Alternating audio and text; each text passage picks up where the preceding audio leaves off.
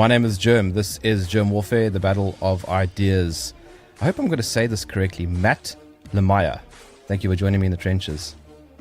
Thank you. Happy to be here. Did I get your surname correct? You did, but you put the syllable in a place that I normally don't put it. It's Lohmeyer. You got it. Yeah, that's right. Lohmeyer. No, Lohmeyer. I must say it correctly. If it's your name, I must get it correct. Yeah. So it's Lohmeyer. Matt Lohmeyer. You were a pilot at Top Gun. That's correct.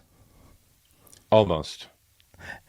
What was it like? Let me specify Okay. what I mean by almost. Okay, because like you know the details matter, and I want people to have an accurate picture. But Top Gun is a U.S. Navy fighter pilot specialty school. I was Air Force, and so all of the Air Force parallels that exist in the Air Force fighter pilot world, Red Flag is like the Navy Top Gun school, but all of the fighter pilots who are the best of the best in the Navy go through Top Gun school. Now, I've interviewed on my show some Top Gun pilots. I've got friends that are Top Gun pilots. You can't technically claim you're a Top Gun anything if your career was spent in the Air Force. I was an Air Force fighter pilot, so technically I'm not Top Gun. I'm as good as any Top Gun pilot. I flew F-15Cs. That's a single seat air to air. Oh, no ways. Yeah, and but after that, I went to Space Force, and before there was a Space Force, which officially became law in December of 2019, I had been in, after the fighter community, I had been in what's called the Air Force Space Community, because the Department of the Air Force here in the U.S. owned all of our national security space capabilities. And then under the Trump administration and with a bipartisan vote from Congress, the Space Force became a reality in December of 2019, and I found myself as an officer and then a commander in the U.S. Space Force. And but yeah, so technically, that's my nuanced answer to whether or not I am a Top Gun. I'm not really a Top Gun pilot, but I was a fighter pilot for the Air Force. Wow, that was a very expansive response to a joke question. I know, dude. I don't know if it's OCD or I don't think I'm on the autism scale, but I do care about the details. And I was going to follow that up with another joke, asking what it's like to fly with Maverick, but I can tell you all about that. Yeah, no flight experience with Maverick. Have you seen Top Gun 2? I have. What did you think? Way I better. loved it. Yeah. I loved it. I did too. I've seen it a couple of times.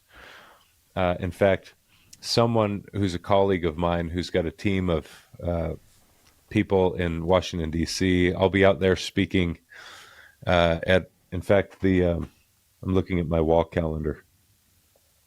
The Army and the Navy football teams play each other this December. I think it's in Pittsburgh, but I've been invited to come out and speak to all of the Army Navy fans right before the game at a private breakfast. And one of my colleagues who's out in Virginia has insisted, even if we can't cross paths for any other reason, we got to make sure that our office goes with you to watch Top Gun so that we can ask you 101 questions about whether it's accurate and if you like it, and if not, why not? But yeah, I think Top Gun 2 is an excellent movie. Top Gun 1's a little bit cheesy for me. They're both cheesy. They are, but they're fun. Yeah, 2 is better. Second one's better. There's an interesting segue here because there is definitely a sense of wokeness, though, that came through in the second movie. Did you notice it?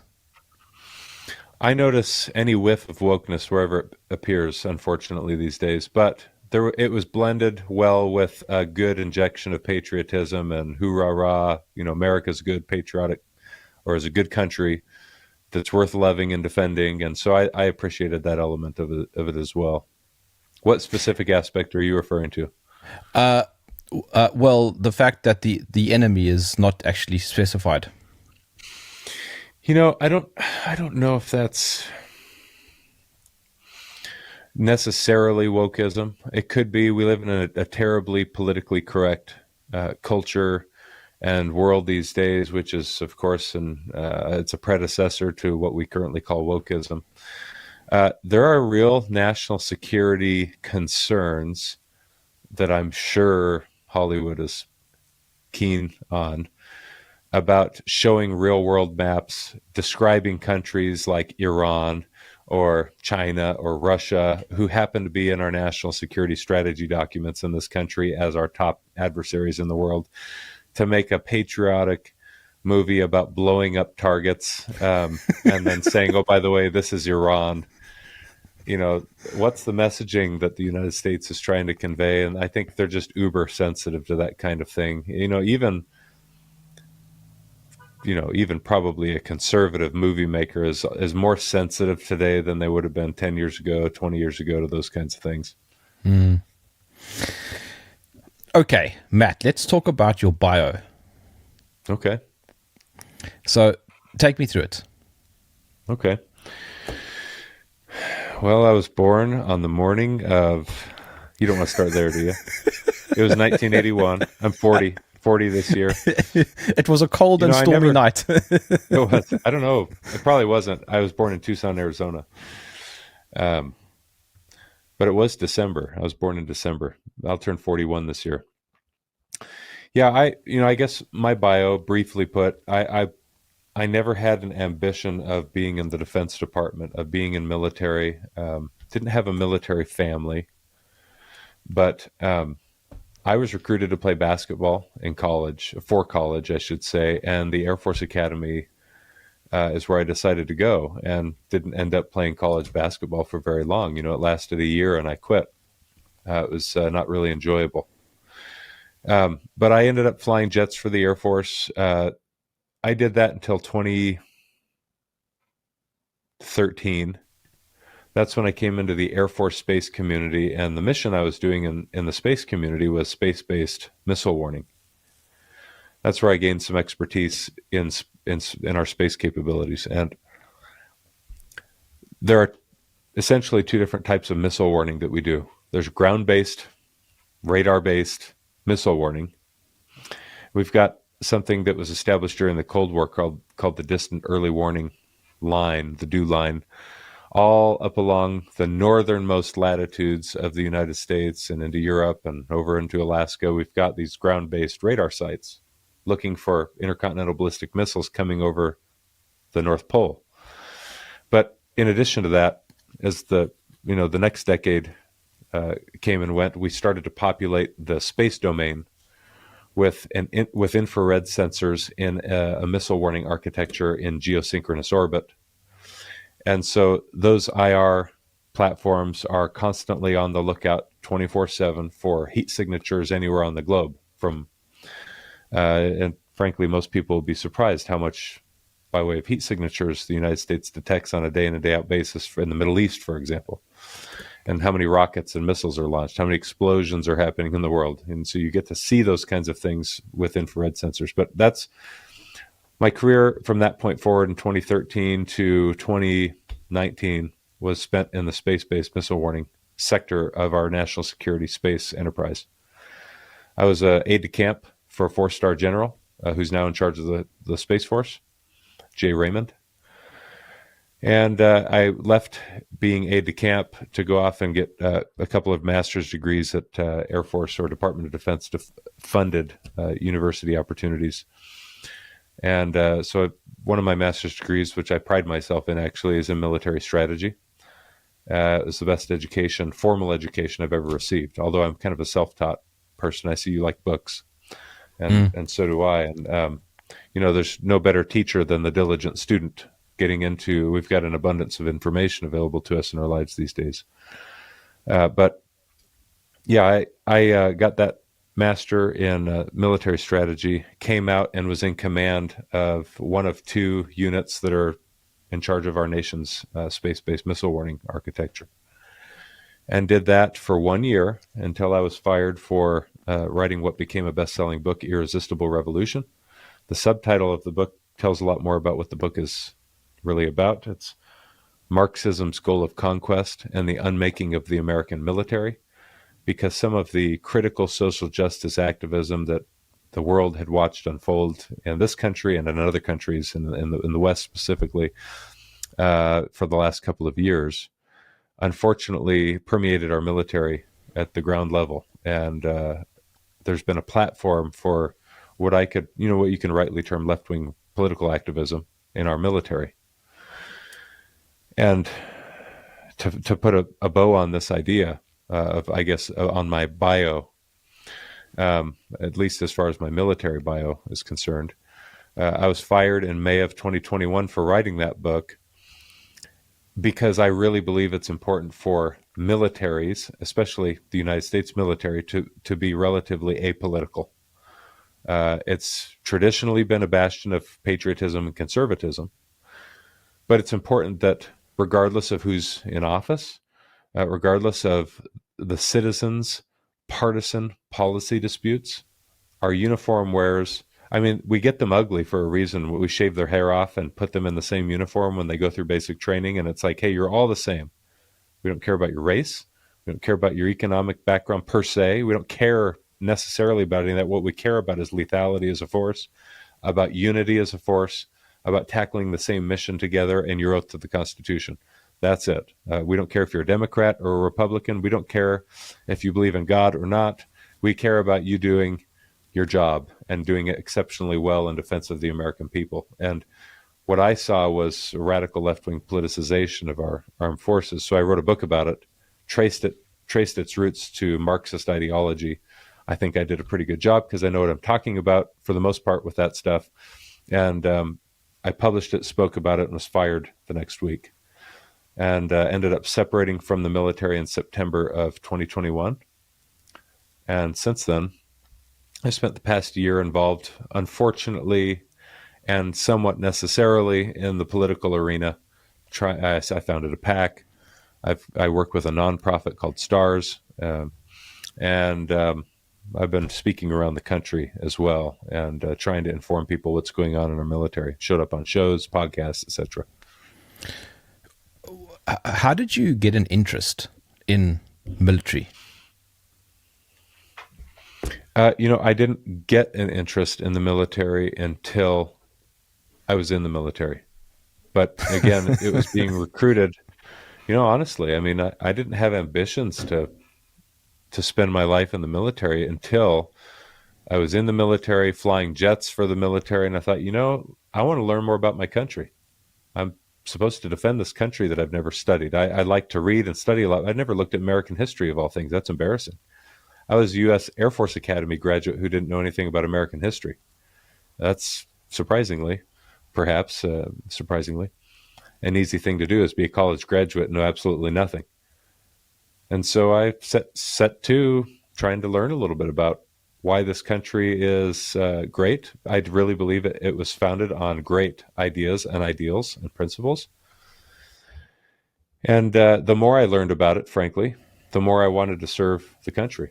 I thought, we need good soldiers, so to speak. Mm-hmm. We need good people who love their country and are willing to defend it at all costs. And unfortunately, that mentality is fading. And because even patriots, and maybe in some cases, especially patriots, are like, this place ain't worth defending.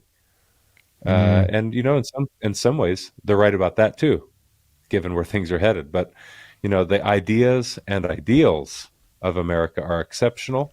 I really believe that they're great and they're worth defending. The last 2.5, 3 years of all this nonsense that we've all been through has created very strange paradigm shifts, and one of them has been a remarkably anti-Western sentiment. Right. I'm sure you've noticed, and I live in a BRICS nation, so I can see that. And in many ways, it's justified, right? But in many ways, it also isn't. And speaking to somebody like you actually is quite refreshing.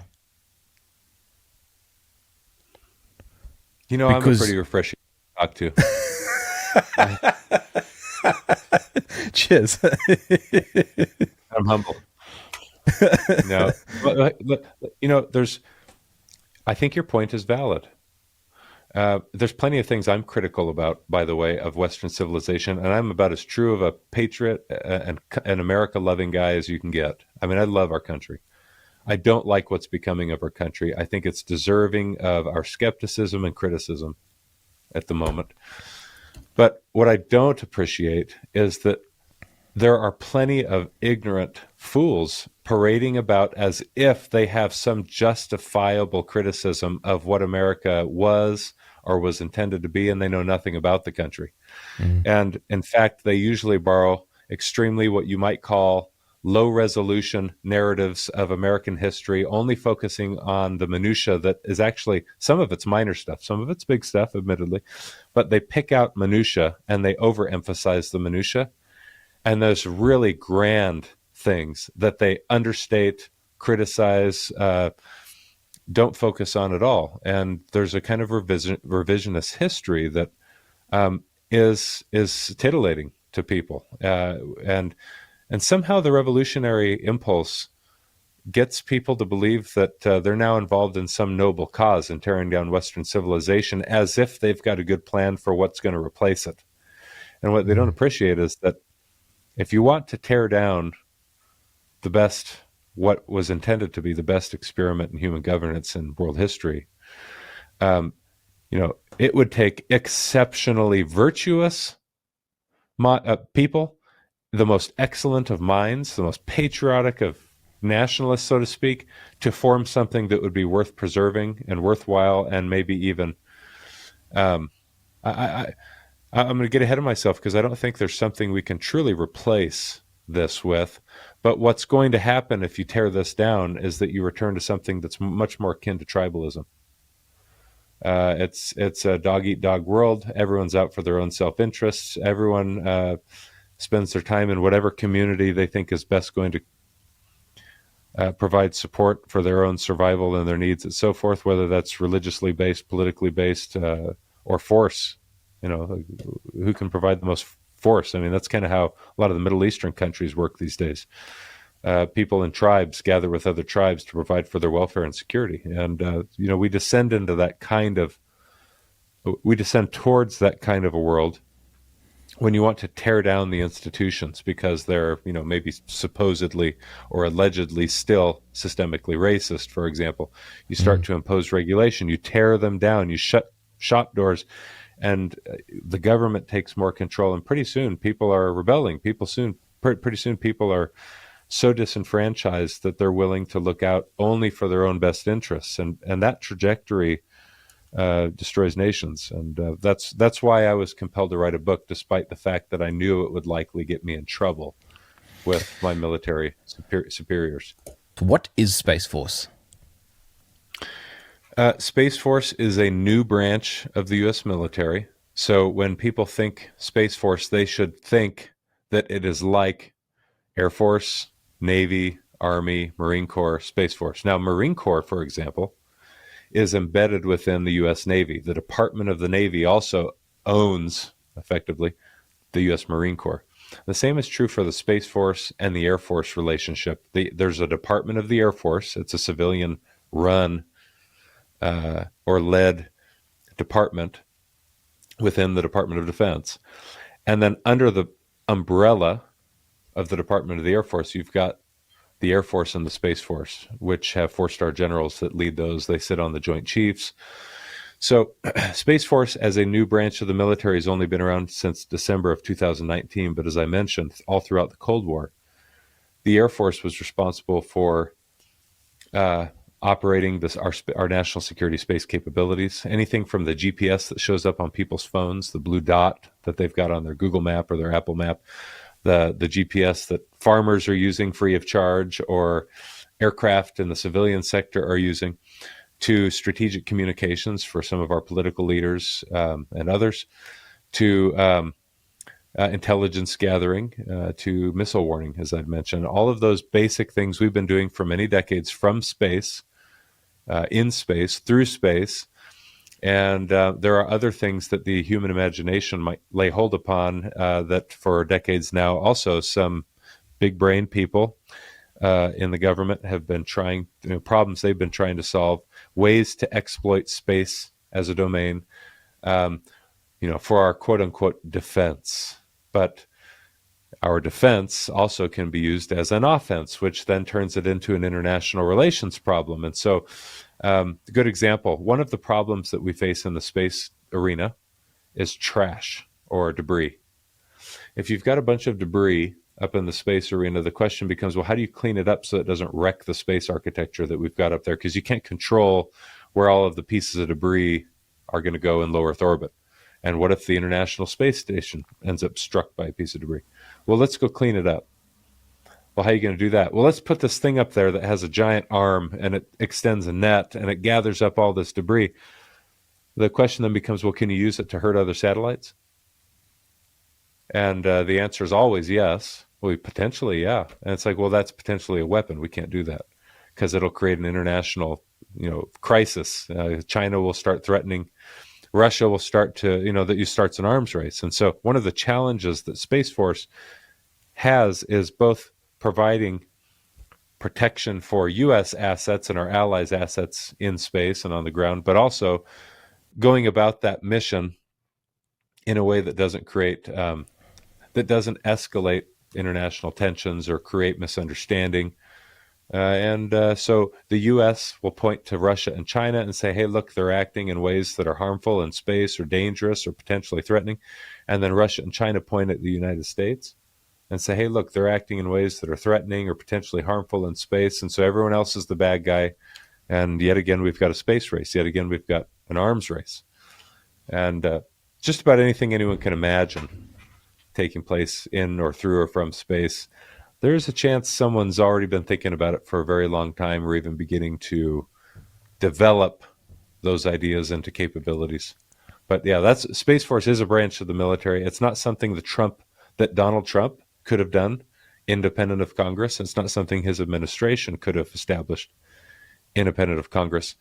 But he had the fortitude, so to speak, to make it a reality. But it had been a longstanding idea that had been championed by both Democrats and Republicans in the Congress for a couple of decades. But Matt, you've been onto YouTube. The Earth is flat and space is fake and gay. Right. Yeah, that's true. And so they've really got their work cut out for them in the Space Force because, first we got to get a space. What's funny about that, I'm going to put you on the spot again, just like I did in the beginning. Are you a flat earther? Are you a flat earther? No, but okay, I do enjoy the conversations. Well, I got a lot to say about it. I shouldn't.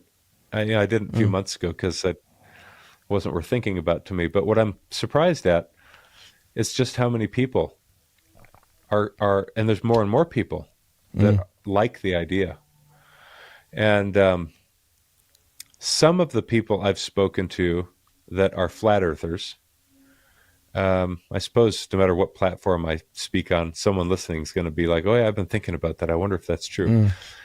Some of these people like to point to the Bible as their justification for their changing worldview. And it doesn't help the situation that, and I understand very well the text they're pointing out in the book of Genesis about the firmament, the waters below and the waters above and so forth. It doesn't help that we've understandably become completely skeptical of the narratives and information that are fed to us by our untrustworthy governments. And so what is preposterous, however, is the fact that every nation on the earth who has any kind of a functional budget is becoming quite focused on developing space capabilities, launching things into space, becoming what we call a spacefaring nation, that they've got hundreds or thousands or tens of thousands of employees, both in the private and government sectors, working on space exploration and in military capabilities. And it's all just a big hoax. There's no outer space. But we've tricked all of these people. Not only did we fake moon landings, but we've tricked them into thinking there's actually an outer space up there. We've tricked them into thinking the Earth is flat, and all these rocket launches we're doing and all the intercontinental ballistic missiles we've tested, that's just all for show. It's all fake, and we've tricked everyone. And you have to ask at some point, for what purpose? To what end? Like, why are these governments spending trillions of dollars in toto to just trick everyone that the Earth is really, we got to keep that under wraps. The Earth is really flat. I mean, that starts to become really problematic. First off, I've got a book on my shelf behind me. I do want to point this out too. Isaac Newton wrote Principia Mathematica, or the Mathematical Principles of Natural Philosophy, in like 1690s, and he's trying to describe the motions of the orbits of the celestial bodies, and he's laying out information about gravity. He's very honest in what he thinks he can demonstrate or prove mathematically. I mean, the guy basically invents calculus in his 20s. He's one of the brightest minds we've ever had. He knew in his day, just like many people have for centuries before him, that the earth was round. And he points out in there that the things I'm expounding on pertaining to the motions of these celestial bodies in my book and in my work is not new to me and my generation. He says it was known among the ancient Chaldeans. We're talking like 2000 BC, just outside of ancient Egypt. These guys, including the builders of the pyramids from the millennium prior, had some better working understanding of the precession of the equinoxes, of the solstice, the solstitial alignments, of our sun, moon, stars, and they seem to even align their architectural design plans with the cosmos. And we point at them and say, ignoramus, they wouldn't even know how to use an iPhone. But it's like these people, they understood the world in which they lived, and frankly, they paid a lot more attention to the stars. And if you just spend a couple of weeks staring at the phases of the moon, it doesn't take a genius to start to put together, like, how is it that these phases of the moon are actually created? Well, the moon might be round, but we're a flat Earth in a round universe, and each of them have a different answer for what is the moon. Is it a round object? Is there really an outer space? And I've heard different answers from all these flat earthers. Yes, some think it's just lights. It's a light show that God has placed up there. And others think, no, they're round, but the earth is flat. He made us special. A lot of odd, and you miss out on a lot of beauty and figuring out how all this stuff works if you adopt a false paradigm. I flew jets, and remember, we've launched things into space that I've actually watched the Earth from, and it's not pretend. Like, we do a mission in the military, for example. We do a private mission with NASA, the civil mission, not private, the civil mission of space exploration and so forth. That's not pretend stuff. I've talked to people on the International Space Station while they're on the International Space Station on a video conference. And not everyone in the universe is involved in a grand hoax to trick you into thinking that the earth is round when it's really flat. What's far more fascinating to dig into, because I agree some of this is interesting, titillating perhaps, they even invoke electromagnetism to start to describe why it is you can't get to the edges of the earth, or why it is that Antarctica is everywhere about the perimeter of this flat earth. What's far more interesting to me is to actually try to begin to understand the real conspiracy in the cosmos, why it is that gravity and electromagnetic forces conspire together to make everything round in the entire observable universe. Everything, and I want to say, and this is from like years ago with Neil deGrasse Tyson's book, Astrophysics for People in a Hurry, but everything that is substantive matter and the colder reaches of the universe, this hard, cold, touchable matter that you and I interact with on a day in, day out basis here on the earth, that is over 1,000 kilometers in diameter, cannot help but be round. It will be squished together or pushed or forced together by gravity and electromagnetism to be round. And even at the microcosmic level, things that you can't even see with your eyeballs, atoms. You get into an electron microscope to the atomic and subatomic levels, things are round in this. And there's this ancient Hermetic principle. It's one of 7 eternal principles that the ancient Hermetists will tell you is a key to understanding the universe and the cosmos. They say it's called the principle of correspondence, as above, so below. And the idea is that if there's something that you can't quite get at by looking up at the cosmos and through observation or demonstration, maybe the answer for it is right under your nose, and vice versa. And I'm oversimplifying the idea. Maybe the thing you can't quite get at or understand through your observable experience right under your nose, maybe the answer is laid out all above you at the grand cosmic level or the macro level. And so the more we've gotten into the truth of reality in the sciences And there's plenty of falsehood and dogmatic assertions in the sciences too. I'm well aware of this. And so the challenge for the interested seeker is sorting through all of that. But the more you start to dig into reality, you start to see, I think the ancient Hermetists were onto something when they say there's this principle of correspondence, as above, so below, from the subatomic level to the grand cosmic level and the swirling of galaxies and the formation of stars and planets and so forth. It looks an awful lot like what's going on under the electron microscope. And so starting to appreciate that kind of thing, you can actually, for example, understand how we put things. Well, you don't even need to understand that to put things in orbit, but there's a beauty to all of this that I think you miss out on when you entertain false but interesting tangential paradigms like the flat Earth, and that's too bad. And I mean, I said this to my wife a few weeks ago. We were out in the bush for a few. I mean, we try and get out into the bush quite regularly, just to get away from everything. And we were sitting in a hot tub, wood-fired hot tub under the stars, in the middle of nowhere. And we were just looking up, and we were talking about this idea of, are those just fairy lights, or are they stars? And obviously we came to the conclusion that they're stars. But here's what I said to my wife. If they're just fairy lights and there's a dome around it, for me that is immensely dark and depressing. That if I'm going to take a religious view and say, well, God created us inside a dome with no way of escaping, it's immensely depressing. I mean, it's the exact inversion of freedom. Yeah. I was going to make a joke about something you said, but I shouldn't. You can. It's inappropriate. I don't know who's listening to this. I know you won't even censor me. No. Yeah. I really enjoy studying this stuff. That's not the joke, but I really enjoy studying this stuff. I think,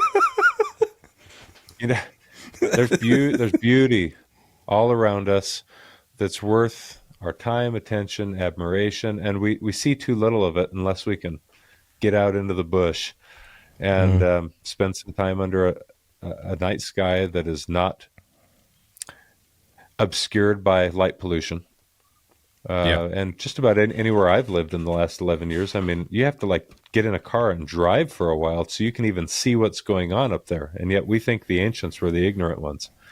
Yeah. I mean, people don't even recognize, we're just too busy in front of our lit screens and things to pay attention to what's happening out there. But, the ancient world also believed that there's even something, this sounds like astrology. It's not exactly what I mean by it, but they believed there was a connection between what was going on up there with the motions of the planets. There are wandering stars and fixed stars, and that somehow God or the gods, depending on which tradition one would hail from or is paying attention to, set those things in motion first as signs and then for seasons, is the way it appears in the book of Genesis. First for signs and then for seasons. And they provide both of those things for us. But the question is, who can truly learn something from it? That's an entirely different question. And there are plenty of people out there that would be happy to sell you their knowledge because they claim they know something about what's going on up there, whether they do or not, because they did a 4-week course on astrology or something. So a lot of phonies out there, a lot of frauds, a lot of people willing to make a buck, and that's one of the challenges. I'll be speaking about this in the state of Arizona in 1 month. There's a conference called Earth Origins that Randall Carlson is going to be speaking at, probably Graham Hancock, George Howard from the Cosmic Tusk, and some others, but I've been invited to speak. I said, I'll speak if you let me come and talk about the seeker's path. I want to talk about what it means to develop the kind of firmness of mind that helps you sort through. There's a lot of noise. How do you get at the real signal and dial in, find the voices that are worth paying attention to? And that's a challenge to address an eclectic audience on that topic. You're going to have to help me here, because while you've been talking, I've been trying to find a segue into cultural Marxism. Let's make one. I can make one. So here's the segue. Okay. All right. Um, See, yeah, an honest conversationalist can really push things along, you know. Here's the segue. Given the grandeur of the things we've been talking about, I mean, the potential, the interest, the excitement of, say, the cosmos or the space domain, wouldn't you like, if you have a space force, wouldn't you like those military professionals to be excited about the new domain that they're now responsible for safeguarding, protecting, ensuring war doesn't begin or break out into that domain? And there's so much, it's a vast body of knowledge about how that whole arena works. And it's not even natural for us to orient ourselves to how things function up there from a celestial mechanics perspective, let's say.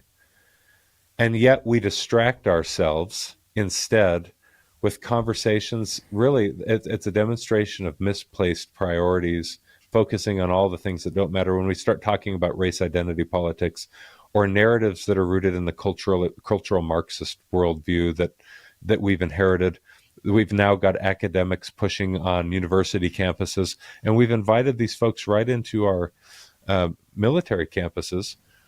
My window's open here because it's nice out today, and there's a walker by, a passerby who's stopped to listen to this interview, and he's walking his dog, and he heard me shouting, and he's like, "What the hell's that guy talking about?" But you want these people, it's the bottom line, to be focused on the kind of things that will make them excited about protecting the sanctity of that domain, in as much as that is in the power of us humans to do. And yet we're distracted with politics, culturally divisive narratives, anti-Western or capitalist narratives, the kinds of things that really, for all intents and purposes, disincentivize service to your country, disincentivize any interest in this kind of stuff. They, these young people who sign up and wear the uniform of their country ought to be excited about the work they're going to do. And instead we disincentivize them by telling them your country is a bad place. It's potentially irredeemably racist. And boy, we need viva la revolution. We need a social revolution. We need a cultural revolution. And we need less white people doing it, because they're bad guys. So when they start hearing all of that garbage, you think they're going to want to stick around in the military? That's not why they signed up to serve.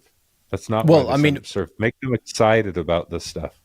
Well, I mean, look, let's be honest. We also don't know what a woman is anymore. So, yeah.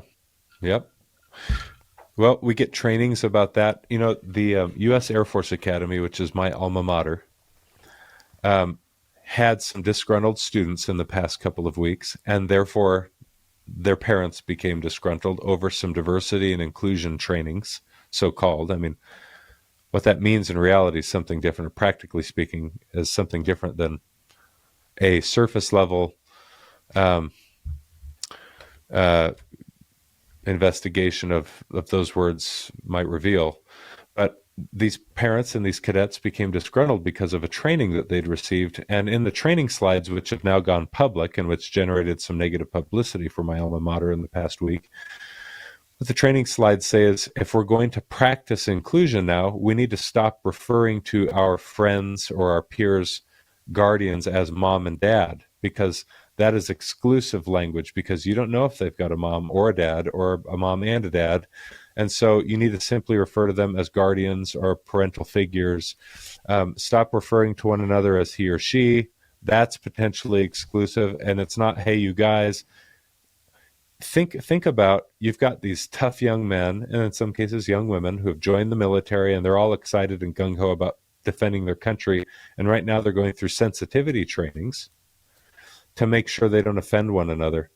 They never knew that they were going to be offended by that stuff until they were taught to be offended by that stuff. And some of them, unfortunately, not many, but some of them buy into the victimhood ideology and say, you know what, that's right. I only had two moms growing up, and so if you ask me who my mom and my dad are, I'm going to take umbrage, and now I'm going to file a racism complaint, or pick your thing. I mean, that's not healthy for any organization, but it's surely not healthy for a military who should thrive in unity and be focused on a particular mission in defense of a country. And tell you, and dude, that's why I wrote this book. It's not because I care a great deal about politics. Frankly, they're important, but I don't care that much what people's political views are. I care about our military maintaining its unity, its integrity that should be mission focused, its lethality, its readiness levels. And I'm also concerned about where this leads if we keep this oppressor versus oppressed narrative of Western civilization going, and we keep fueling that narrative. Well, it leads to people hating each other viscerally. It leads to them seeking it for ways to solve their disputes outside of free speech, because if you can't solve your problems using speech, you solve them with force. And we've seen people walk that path. We've seen nations walk that path throughout history, but especially relevant examples exist all through the 20th century that it's all too easy to point to. But it's an endless loop, isn't it? Hotel California syndrome. Once you can check out any time you want, but you can never leave. The grievance industry. All right, well, we've solved this oppression, so we're going to find another one. Yeah, you see, if you want the revolution and the revolutionary spirit to remain, to maintain their energy, then if one particular narrative isn't quite creating the umph you're looking for, then you need to move on to the next problem and the next victim class, the next oppressed class, and in hopes that they will catch the vision and rise up. So one of the things I trace through in my book is that, critical race theory as a discipline hasn't really been around, especially in name, until the late 1980s, but it grew out of something that preceded it. And the thing from which it grew was another critical discipline. It's called critical legal studies or critical legal theory. And that was prevalent in the 1950s and 60s as an attempt to discredit the legal and justice systems of the United States and to criticize all things Western legal system, Western constitution-based rule of law, and so Judeo-Christian-based legal system. But that grew out of something that preceded it, and it was just critical theory writ large. It was the criticism of all things Western civilization, the criticism of capitalism. Of course, that comes from Marxism, and those who are the purveyors of the critical school were Marxists that had come to the United States and into the West they fled the Third Reich in the 1930s out of Germany, and the communist parties that were established first in their formal instantiation as a state after the Bolshevik Revolution in Russia in 1917, and then within, I think, 100 countries or so within the next couple of years. And now you get, you're in the World War I time frame. And that's when communist parties really begin to be formally organized in countries all over the globe. They don't really thrive. They just are, and they're trying to gain momentum.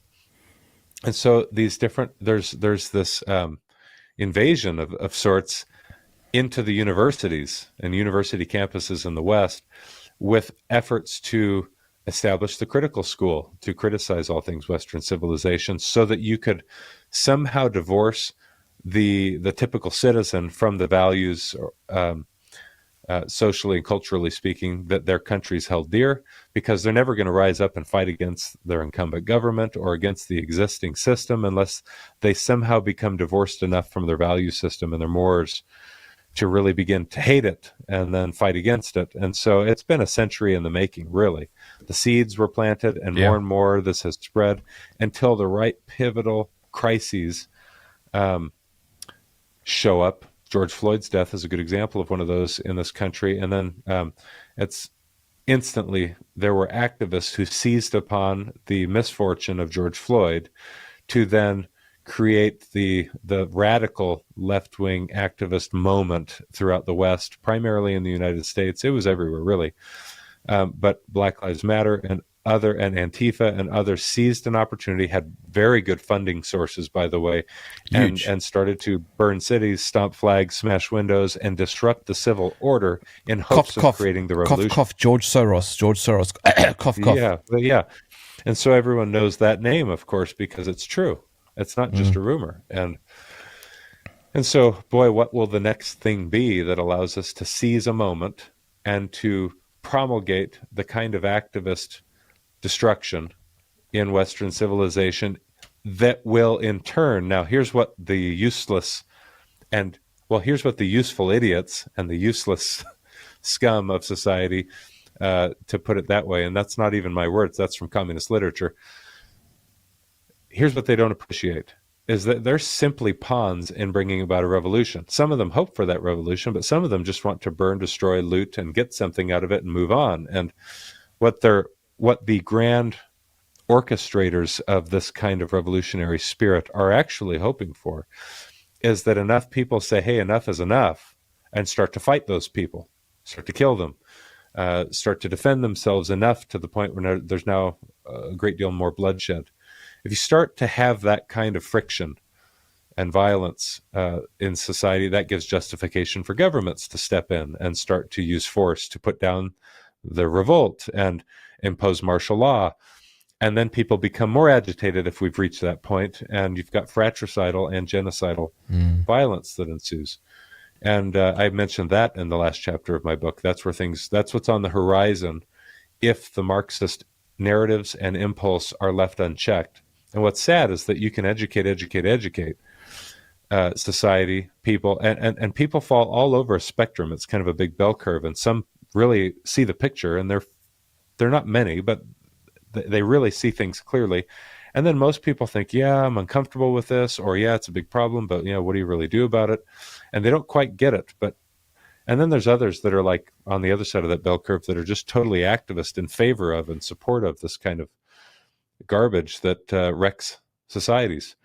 And they're few and far between. I mean, they're not few and far between anymore, but there's fewer of them than are those that are just wanting to get about their lives peacefully, sustainably, and go to work and feed their families and so forth. And Karl Marx. we're living through exciting times in some ways, and we're going to see some good and some great and some dreadful things unfold in the months and years ahead. Karl Marx, who was very anti-capitalist, he wrote the Communist Manifesto, and of course, keeping true to his desire to be anti-capitalist, I didn't buy the book. I found it somewhere on the internet and downloaded it. Yeah.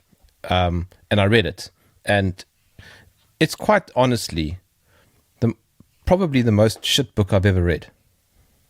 The Communist Manifesto? Yes. Yeah. I can't think of one that's worse. I haven't read 50 Shades of Grey. Maybe that's worse. Maybe. Well, but 50 Shades of Grey won't have the kind of societal or global impact that the Communist Manifesto had.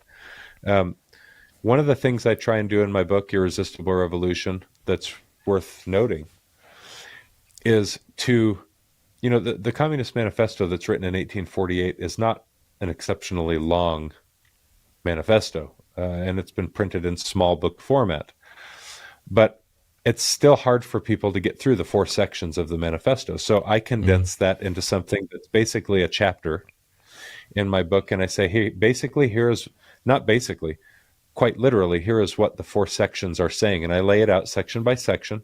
I quote directly from the manifesto. And then I say, let me restate that for you to make it abundantly clear what it is that Marx and Engels are trying to convey to their reader and what they're trying to accomplish.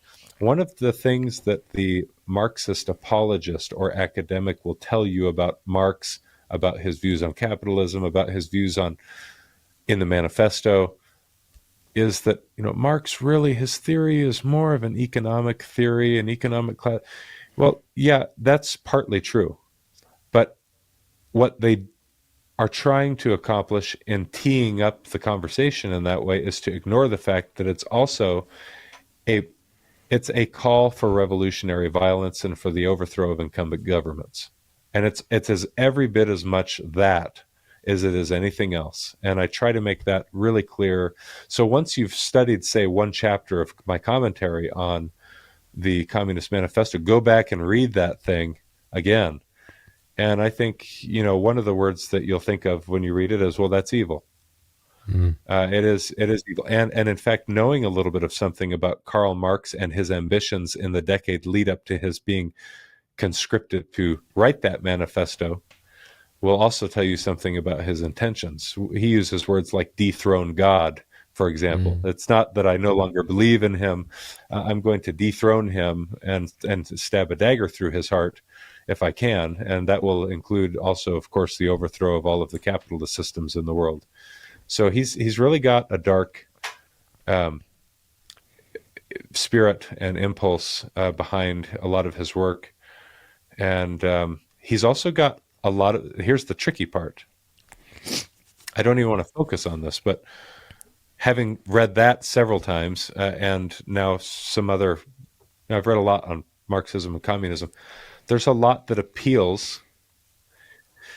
Oh boy, it's crafty, but there's a lot, of course, that will appeal to the reader, and especially depending on how they're situated. But in those writings and in Marx's writings, and there's some things that are true in there that really kind of tug at the strings of human nature and bring people along into wanting to believe in the ideology wholesale. And it's especially easy to be persuaded that there's some value in his view. In one way of putting it, it's the oppressor versus oppressed narrative, because there's truth in some of that. It's especially easy to be persuaded to believe there's value there if any of the readers happen to have a kind of spiritual or moral or ideological vacuum that they're looking to fill. If you're wrestling with trying to find meaning in life, you feel like you're devoid or bereft of purpose, you've come to not believe in some of, whether it's religious or political views that you'd once thought you knew, and there's something that can be quite appealing to the Marxist worldview, because it's not with you that there's a problem, it's with those about you that there's a problem. And if you can just simply get them right and get society fixed up, a lot of the misery and suffering and problems that you experience in your life, they'll all go away and they'll be fixed up. It'll be okay. I'll tell you the reason I wrote the book is the last chapter. So inasmuch as the book is useful in describing, say, the Communist Manifesto, Karl Marx's history, the revolutionary aim of Marxist ideology, the last chapter is called The Wrath to Come, or Averting the Wrath to Come, which is a prognostication of sorts of where this all leads if we continue walking this road as society. And it's true, what I've written in there, and it's why I wrote the book. And so I had to kind of work backward from there and say, well, shoot, if I'm going to say this and warn people that this is what's on the horizon, they have to know a little bit about where I'm coming from. So let me trace through the history of Marxist revolutions and Marxist ideology. And in order for them to appreciate how ugly that is, let me work back further still. The beginning of the book, I'll try and lay out the beauty and the greatness of the American ideal and what we were trying to accomplish in the beginning and why it's been wildly successful in some ways. And you need to sometimes see what is beautiful and lovely in order to appreciate what is ugly and grotesque. And that's kind of the contrast that I try and lay out in the book. The problem of having hyper-politicized modern society. But here's the catch, and here's why I cared when I was in command of a missile warning unit in the Space Force. Service members were trained and told to be apolitical in the workplace, because it's important that our military remain apolitical. But then they're bombarded with political messages. They're bombarded with slogans and propaganda. And they begin to recognize it as something that makes them uncomfortable, that they disagree with. And if they speak up and say, well, I don't want to support the Black Lives Matter movement because I think it's Marxist, right? Then they're in big trouble, because either, how dare you, Siri put it mildly, but how dare you, or they're told that their view is a politically partisan view, which is not allowed. Think about that for a minute. Like, you can show active support for the movement. That's not politics. That's just common sense and good and right and good for you. And to say, no, I don't support that. I understand its origins. It's Marxism. I don't support Marxism. And Of course, all black lives, all of our lives matter. And it's like, whoa, whoa, whoa. What are you, alt-right white supremacist? Yes. Think about the insanity of the modern age. And there are blacks that share my view on this, and they're just the face of white supremacy wearing black skin. And like there was a guy running for governor out in California, Larry Elder, black conservative. Yeah, I know him. Leftist Or of him. political activists were saying that Larry Elder, black conservative, just like Thomas Sowell or our Supreme Court Justice Clarence Thomas, who are all black. It's like, well, you're just really white supremacists running around, or you have black shame, or it's Uncle like, Tom. Give me a break. Yeah, Uncle. And so it's so low and so mean and vulgar to stoop to criticizing people if their political view doesn't align with the prevailing narrative. Yeah. If you don't vote for me, you ain't black. Joe Biden when he's running for office. I mean, that kind of stuff. Yeah, Brandon. He's losing his mind. It's pretty clear. Social media is making it clear. Too many videos of him are showing up. I'm surprised. I guess it's just because Democrats control the Congress that they haven't invoked the 25th Amendment to remove him from power. But he's an old senile fool who's unfortunately in the White House, and I feel bad for him and his family. Got a question from Norman. He wants to know, do you know anything about DEW, direct energy weapons? In 1989, the US government confirmed the successful test of space-based Star Wars beam weapon. Do you know anything about that? I do. That's my quick answer. I guess I'll have to come back for another conversation about it. But okay. Probably what I know, Norman, is what you know. It's not because of my line of work that I know anything about it. It's more because of what I've read about it online and learned about it. But we wouldn't have time to get into it here. In front of you, there's a crystal ball. What do you see? Ooh. Dang. Two-part answer. I'll be as brief as I can. Read the last chapter of my book.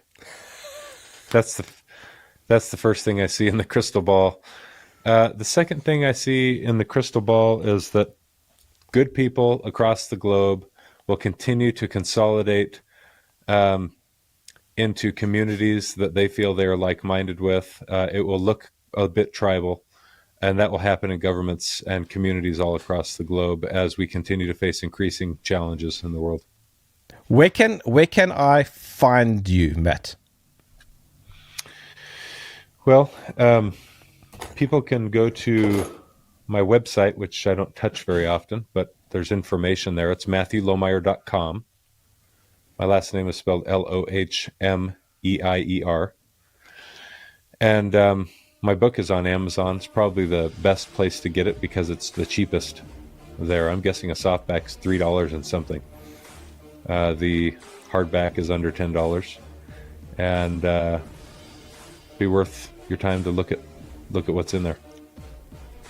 Matthew Lohmeier, thank you for joining me in the trenches. Thanks. My name is Germ. This is Germ Warfare, the battle of ideas.